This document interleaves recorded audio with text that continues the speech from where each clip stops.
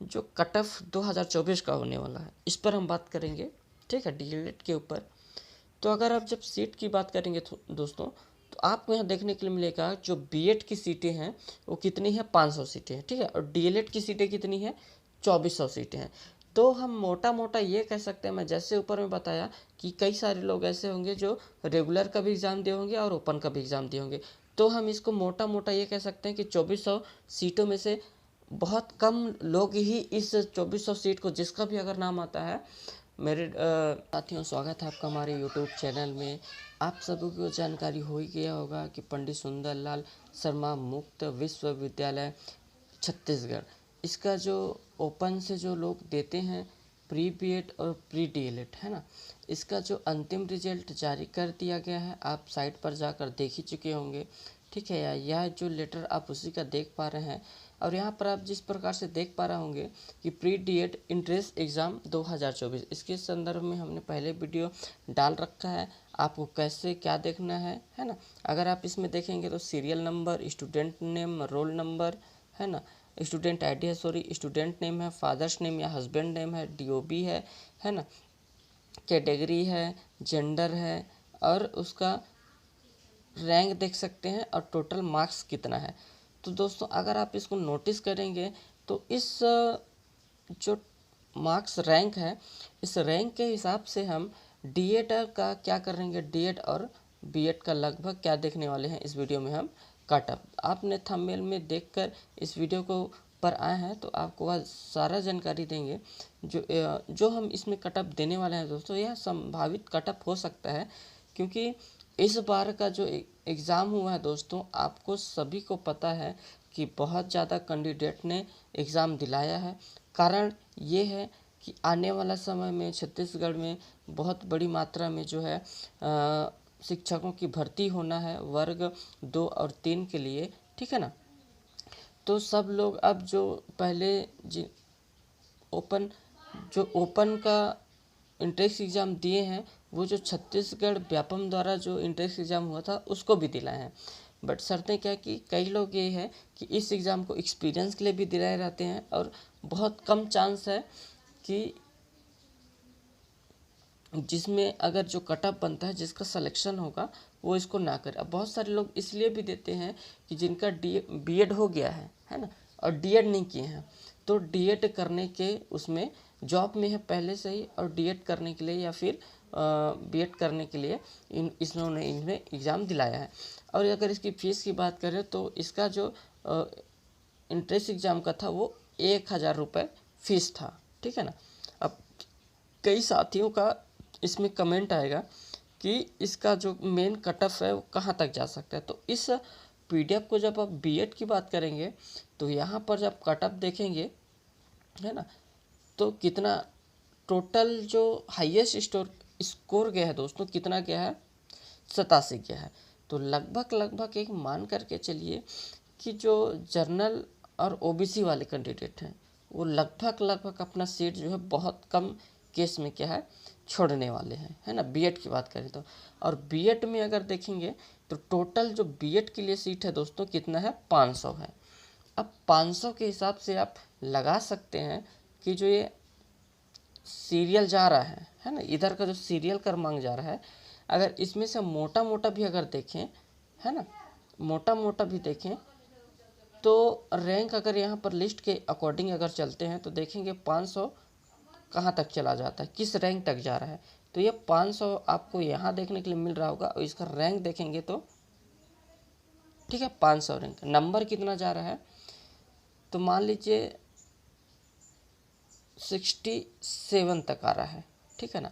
अब इसमें से मतलब मोटा मोटा मान के चलिए आप प्लस कितना जा सकते हैं, तो आप 500 में 100 प्लस मान करके चलिए, क्योंकि इस रेंज में जो होगा तो बहुत सारे लोग एक्सपीरियंस के लिए दिलाए रहते हैं एग्ज़ाम, और बहुत सारे लोगों के पास कुछ डॉक्यूमेंट कंप्लीट ना होने की वजह से नहीं कर पाते हैं। और इसमें से इन स्टूडेंटों में से हो सकता है कि इन्होंने जो रेगुलर वाला एग्ज़ाम हुआ था प्री बीएड प्री डीएड का व्यापम के द्वारा, उसमें भी कई सारे लोग एग्ज़ाम दिलाए होंगे, है ना। तो हम ये मोटा मोटा कह सकते हैं कि 500 में अगर छूटेगा तो जो 100 लोग हैं 100 लोग हैं वो छोड़ेंगे, तो इधर 100 लोगों को और मौका जो है मिल सकता है। ये मान के चल सकते हैं हम, है ना। बात समझ में आ रहा होगा मैं क्या समझाना चाह रहा हूँ। तो हम मोटा मोटा कट ऑफ अगर ले करके चलते हैं एक संभावित कट ऑफ, तो बीएड में आप ये मान करके चलिए कि आपका 65 प्लस होना चाहिए।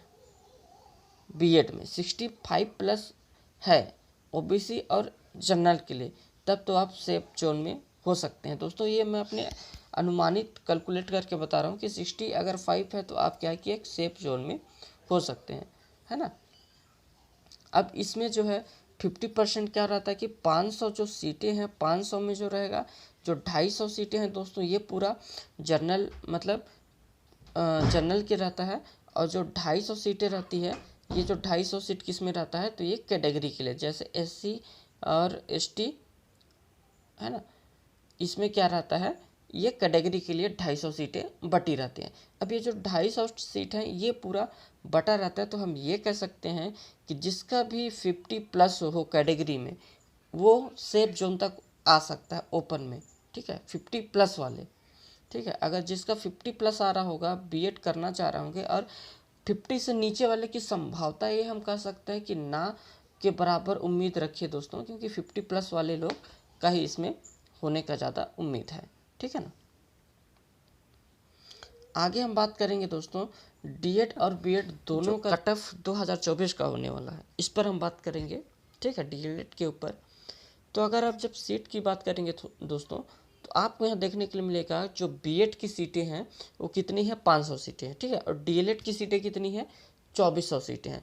तो हम मोटा मोटा ये कह सकते हैं, मैं जैसे ऊपर में बताया कि कई सारे लोग ऐसे होंगे जो रेगुलर का भी एग्ज़ाम दिए होंगे और ओपन का भी एग्ज़ाम दिए होंगे, तो हम इसको मोटा मोटा ये कह सकते हैं कि 2400 सीटों में से बहुत कम लोग ही इस 2400 सीट को, जिसका भी अगर नाम आता है मेरिट काउंसलिंग में, तो रेयर में मान के चलता हूँ कि 100 लोग जो है इसमें से माइनस होंगे, है ना, 100 लोग घटेंगे, तो ये 100 लोग मतलब नहीं करने वाले रहेंगे, बाकी सब करेंगे। तो हम ये कह सकते हैं कि 2500 तक हम इसको एवरेज मान करके चलते हैं कि 100 सीट इसमें नहीं आएंगे तो 100 लोग को मौका और मिल जाएगा, है ना। तो हम इसकी अगर मोटा मोटा कटअप का देखें दोस्तों, तो जनरल में क्या होगा 70 प्लस, जिसका भी नंबर अगर 70 प्लस आ रहा है, इसमें दोस्तों मैं पहले बता दे रहा हूँ 5 नंबर आगे पीछे भी हो सकता है, 70 प्लस जिस भी कैंडिडेट का नंबर आ रहा है जनरल कैटेगरी में तो सेफ जोन में है एकदम 100%, ठीक है, संभावित है दोस्तों, लेकिन लगभग इतना ही जाएगा। ओबीसी की बात करें तो 60 से 70 के बीच में जिसका भी नंबर आ रहा है ये सेफ जोन में हो सकता है।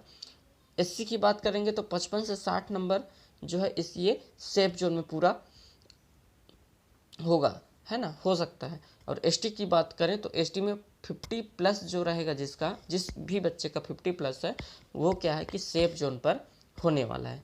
तो एक संभावित कट ऑफ है दोस्तों जो 5 नंबर का आगे पीछे भी हो सकता है, जैसे 50 माइनस भी 5 हो सकता है, प्लस बढ़ भी सकता है। तो मेरी बातों को ध्यान में जरूर रखेंगे। मैं इसमें कैसे हो सकता है जो बीएड के लिए बताया वो सेम स्थिति क्या है कि डीएलएड के लिए भी है ना। तो आशा करता हूँ दोस्तों यह वीडियो आपके लिए हेल्पफुल होगा। इस वीडियो में इतना ही, तब तक के लिए धन्यवाद।